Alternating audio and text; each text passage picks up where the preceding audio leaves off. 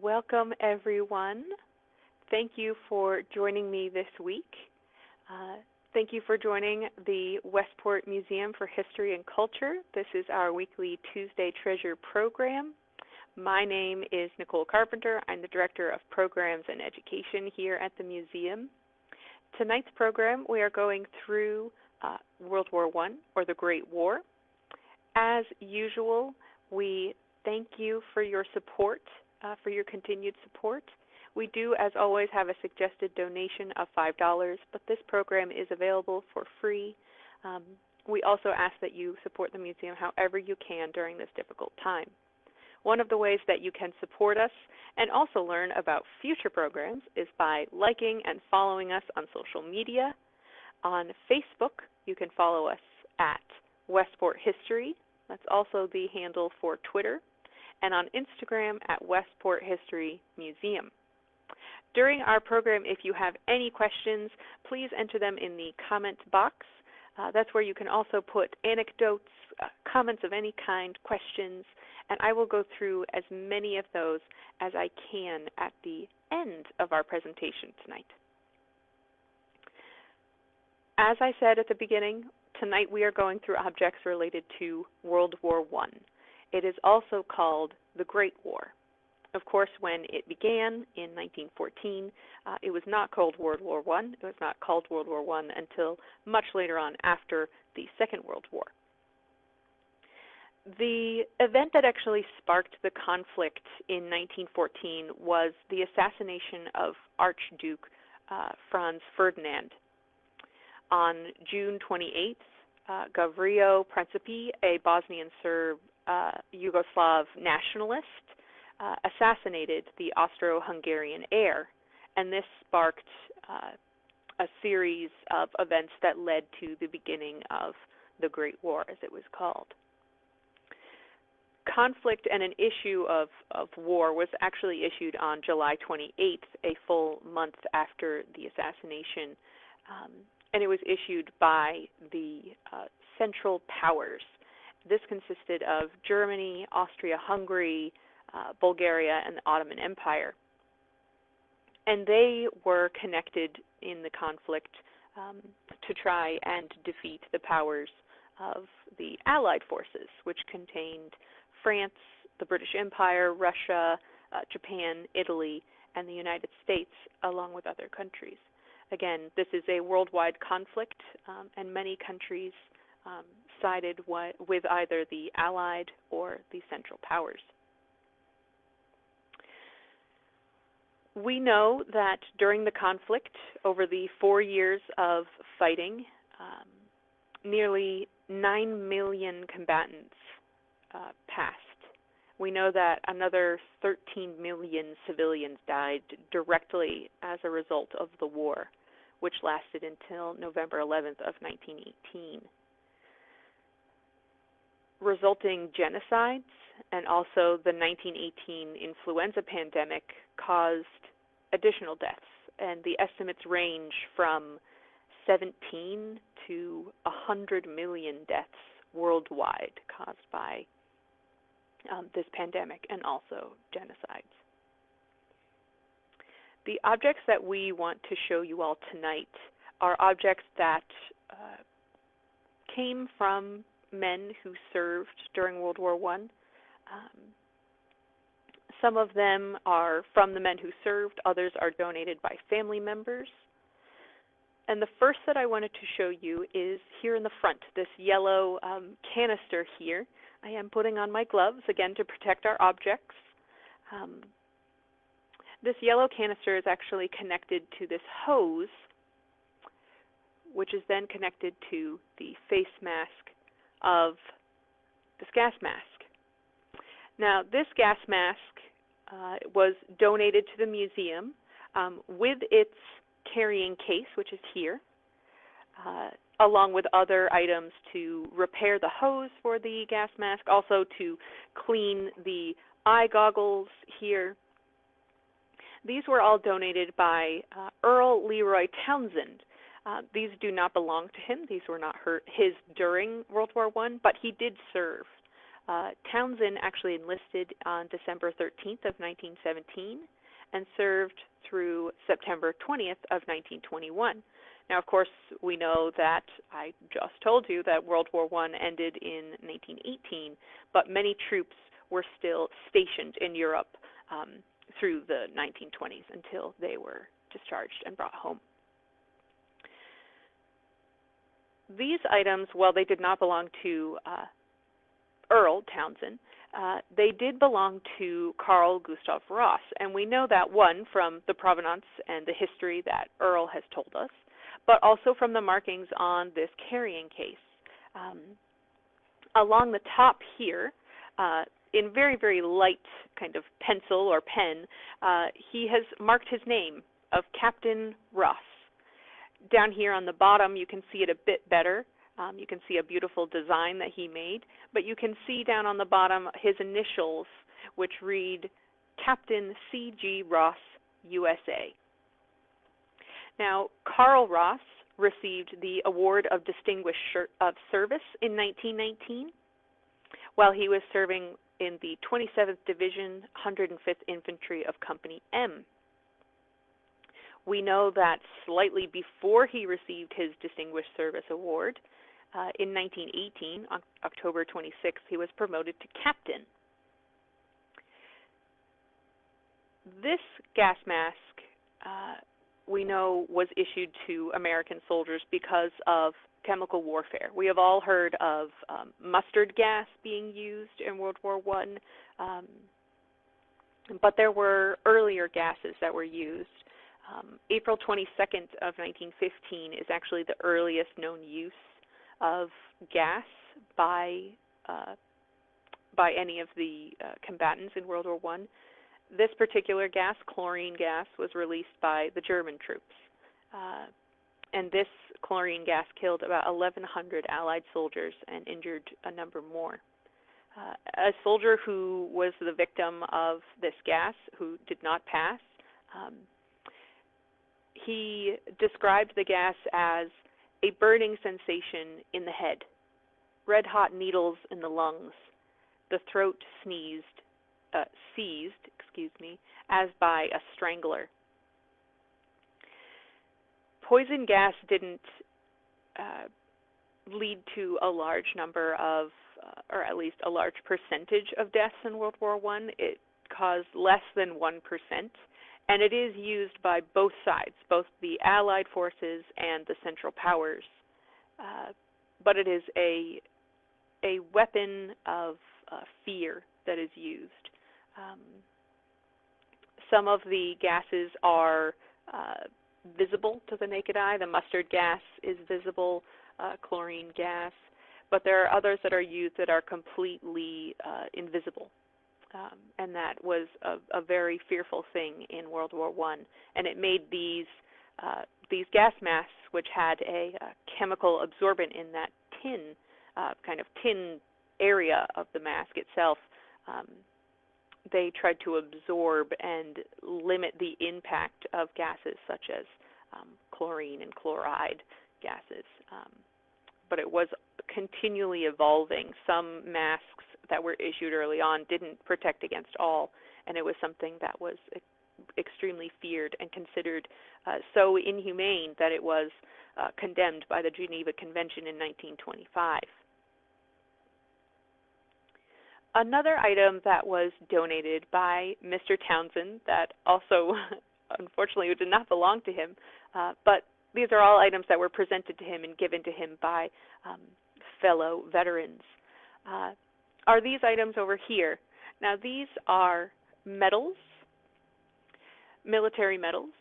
Many of them are issued for service in France. Both of these medals over here were issued in 1917 for service in France. This medal here is actually given as a part of service in Italy. These medals were presented by the American Legion, at least these two on this side, in 1927 as a part of their national convention that year, and they were presented to John Wesley Stokes, Jr. They were actually presented to his widow. and they were, that American Legion presentation was done by post number 63, the August Matthias post, which is based out of Westport. These medals were later given to Earl by John's widow for preservation until they were given to the museum where they can be presented. Another very common item are these, and these are spats. Spats, as you can see, maybe not if I hold them here. That's a bit easier. Spats were worn around the shoe. So this is it's also called a spatterdash or a spatter guard, and they would be worn on the ankle with this strap just below the arch of the foot over top of a shoe. And they were meant to keep dirt and dust from entering the shoe, getting in, also mud. And these were particularly common and issued to infantrymen in World War I. These also, probably not showing them particularly well, but there are buttons here on the side that would be done up as they were strapped around the boot, and a button hook, which you will see in a couple of weeks, would have been used to put these on. Now, these spatterdashes were donated by Phyllis Baldwin Young, and these, again, were issued for infantrymen, but they were extremely popular during the probably latter half of the 19th century, probably through the 1880s and the 1890s. But by the mid-1920s, they had really fallen from fashion. The Associated Press in New York in 1936, a bit later on, actually is quoted in saying, "In recent years, well-dressed men have been discarding spats because they have become the property of the rank and file." And that is very true, especially with World War I. We do see spats in World War II, but much, much less until they pretty much go out of fashion by the end of the 1940s. A pin that I wanted to show you is a bit different from a medal. This pin here was donated to the museum by Lawrence E. McElwee, who is the son of Edward McElwee, who served in the 113th Infantry during World War I. And this is one of the medals that is actually placed on his uniform. We know that Edward did come home from World War I. He was born and raised in Westport, and he passed away in Westport. He was born in July of 1889, and he passed in November of 1953 at the age of 64. And that was after he served as Westport's postmaster for 17 years. His jacket is also here, his World War I service jacket, which I will also show you at the end when I turn you. The last two items that I'd like to show you tonight are both paper items. Last week we discussed an individual in our Tuesday Treasure program based on the 4th of July. And this individual was William Thomas Quinn. He was born in 1893, and he enlists in World War I on October 16th of 1917. He describes himself as 5'11", dark brown hair, blue eyes, and light ruddy complexion. We know that his brothers also enlist. The first item that I wanted to show you is a identity card, as it says at the top of this record. And this is almost a permission slip, if you will. This is dated from, April 2nd of 1919, and this is a identity card giving William permission to enter Bordeaux, France, where he journeys for the day to play basketball. He is permitted to leave by 9:30 a.m., but he must return by 9 p.m. I love this item because it really shows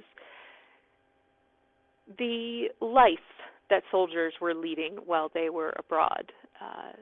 World War I is a horrifying display of trench warfare and combat with gas attacks and just appalling numbers of men being killed, and it really is a horrific event.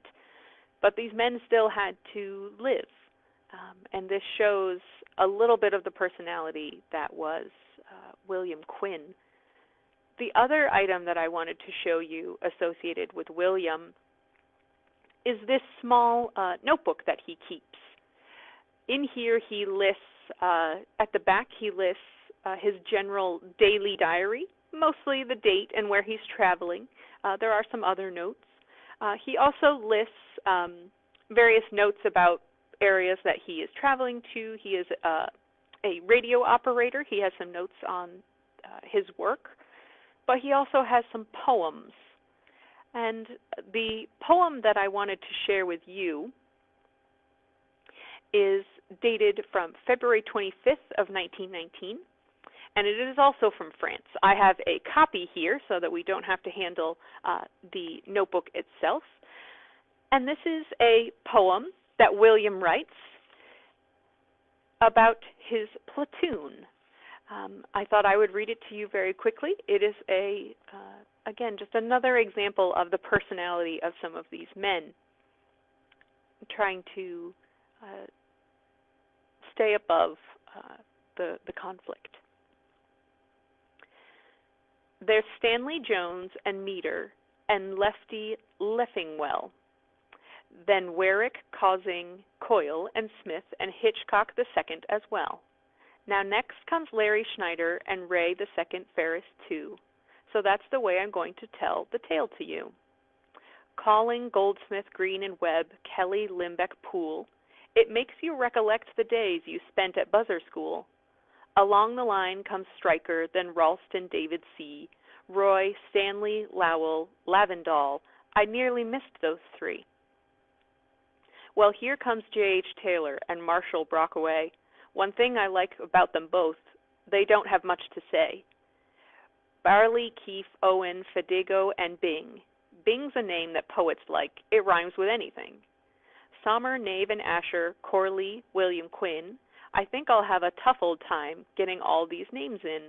There's Canterbury, Crumbly, over Elton, Fenley, Dahl. I must be sure and not forget John Millam in the hall.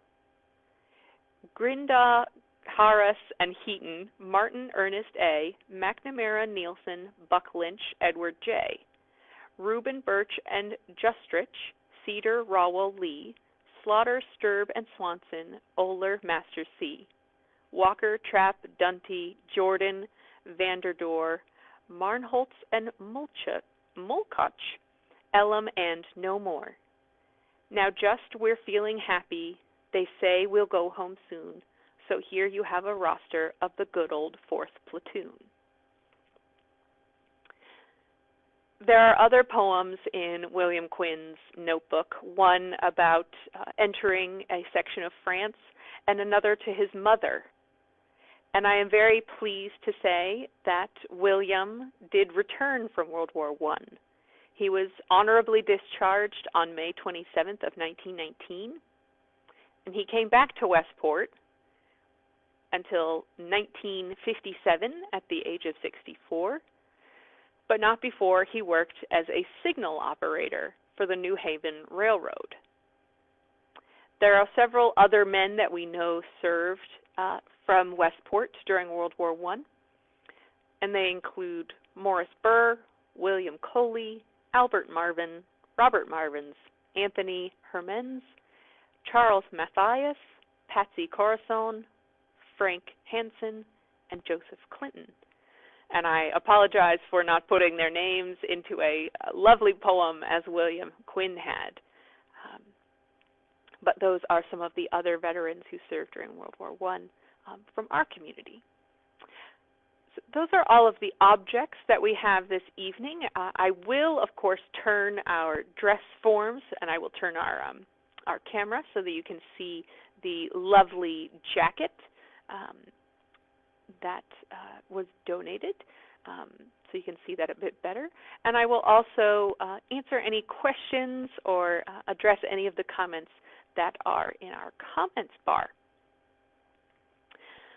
And let me go through those now. I have quite a few who love the poem from William Quinn. He is quite the poet. I love that little roster poem because it's not very often that you see something so personal like that. But it also lists off all of those names. It would be wonderful someday to identify who all of those individuals are, because it's a really, really lovely little roster, and it's not just a listing of names. In that notebook I showed you here, we also have a list of several of those individuals that William wrote down their name and their address, whether he wanted to send pieces to them later to be able to find them. It's unknown, but it does seem that he took down some of his friends' names and their addresses. And there is a man, I don't know his name off the top of my head, but I do know that there's an individual in that booklet who he lists the address in being in Hartford, Connecticut, so not very far from his home in Westport. Sarah asks, first she comments, what a great poem. Sheila also mentions a very nice poem. I like it very much. Sarah asks, are there any other items of William Quinn's that are a part of the collection? Yes, actually, we have quite a collection of William's pieces. We have, of course, his identity card, releasing him for the basketball game. We have his notebook, but we also have his wallet. Last week, you will have seen the small miniature flag that he sent home to his someday wife, Mary. And we also have various photographs. Some of them were shown last week, a photo of Mary. We have a very nice little collection of William's pieces that were donated to the museum, and they help us tell a very, very human story of this conflict. If you have any other questions or comments about tonight's program, I am more than happy to answer them. My staff and I are always monitoring these videos, as I always say, to see if you have any additional questions, which we are always happy to answer either through email or through the chat here for these programs as well. Before I forget, because I almost did, let me show you the jacket here as well. Let me put my gloves back on. And I will turn you ever so slightly so you can see it in better detail. Now, this jacket is, of course, from a American soldier, and it is in the army green color, which you can see. Oh, I apologize, my thumb was over top of it. So this is a very typical jacket that a U.S. soldier would wear. It is in the typical kind of army green, and this would have been much more fitted. Our mannequin is a bit large for this jacket, but it really would have been tucked in quite well. It would have been buttoned up with the pockets directly on the chest. It does have matching green pants that go with it. They hit just below the knee, and they would have been worn with a kind of a legging material, again, with those spats covering the shoes. And this is a typical infantry jacket as well.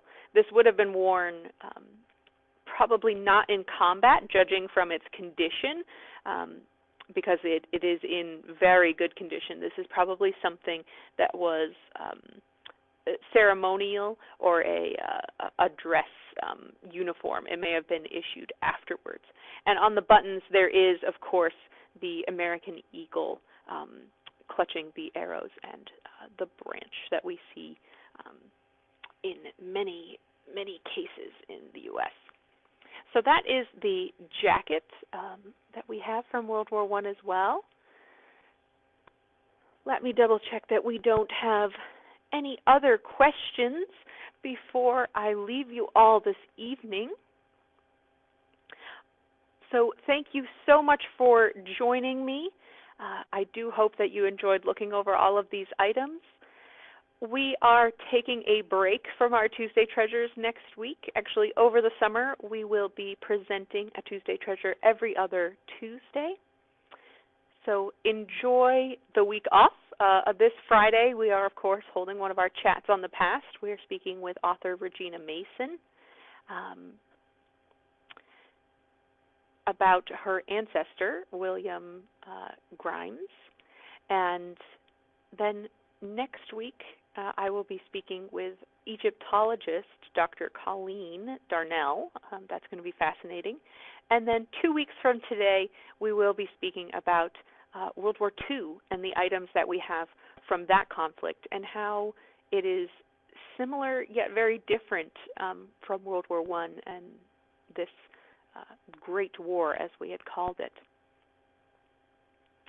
We also have, just before I log off, we do have another comment from Sarah, and she says that she believes the jacket was made for a younger man. Yes, that is very true. Most of the men that enlist in World War I are very young. The typical age is somewhere between 18 and 25.